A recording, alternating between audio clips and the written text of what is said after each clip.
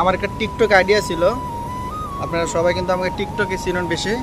সেই টিকটকের আইডিটা নষ্ট হয়ে গেছে, ব্যান হয়ে গেছে। আপনারা যদি মন চায় আমার এই নতুন আইডিটাতে একটু ফলো বাটনে ক্লিক করে রাখেন, নিত্য নতুন ভিডিও পাবেন ইনশাআল্লাহ। সবার কাছে অনুরোধ দিল একটু সাপোর্ট করার জন্য। আমার তোর সাথে কাম করে ব্যানও কাম করতে ভালো লাগে না। কি মিল পাইছো না? কি কাজে কথা কয়েছে? কি কাজ? সিলিন্ডারের কাজ দিব। কয় টাকা দিয়েছ? 5.5 লাখ টাকা দিয়েছ। কয়দিন চাইছ? 1 মাস 3 দিন হয়ে যাইছো। কাজ দেয় নাই? তো দেশে থেকে বা বাড়িতে মা বাপ?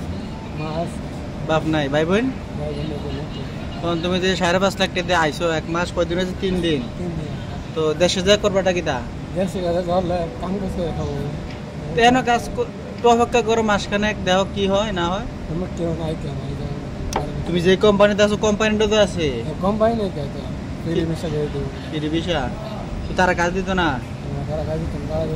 তুমি যার মাধ্যমে আইছো, বাংলাদেশে যার কাছে টাকা দিছো, এর কাছে তোমার আম্মারে ফাড়াও।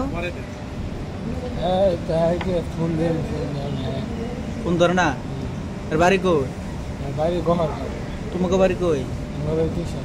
কাছাকাছি না? তারা ভাই তোমার আম্মুরে পাড়াও, ওদিক দিয়ে চাপ দাও। কেউ দেশে যা কি করবেন আমার কোন? আমার মতে আমি বলি বাড়ি দিয়ে চাপ দাও আমার এজেন্টরে, ইন্দা কাম হয়ে যাইব।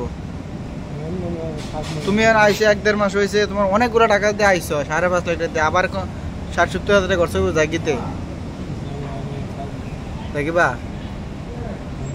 তোমার আম্মু টাকা পয়সা দিতে পারবো? তোমার এজেন্টের নাম্বার দাও, আমি একটু কথা কই। মালয়েশিয়া যেই কোম্পানিতে আইসো দিতে পারবা নি? এটা হচ্ছে ভুল কথা কইলা। তোমার তো একজনে রিসিভ করে আনছে নাকি?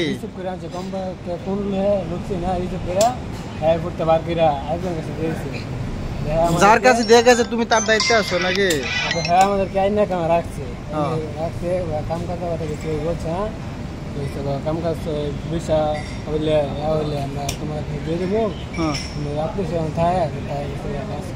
মানে তোমার ভিসা লাগাই দিয়ে দিব, তুমি আত্মীয় স্বজন থাকলে আর কাছে চলে যাও। তোমার আত্মীয় স্বজন নাই মালয়েশিয়া? কি তুমি কার ভরসা মালয়েশিয়া আইছো? কার ফান্দে পড়ে আছো? কোন শয়তানের ফান্দে পড়ে আইছো? কোম্পানির যাবা, কোনো সমস্যা দেশে যায় কি হাসিনটা ধরনের লাগে যেতে আসো দাঁড়াটে? দেশে কে ধরবা? আল্লাহ সুবহানাল্লাহ।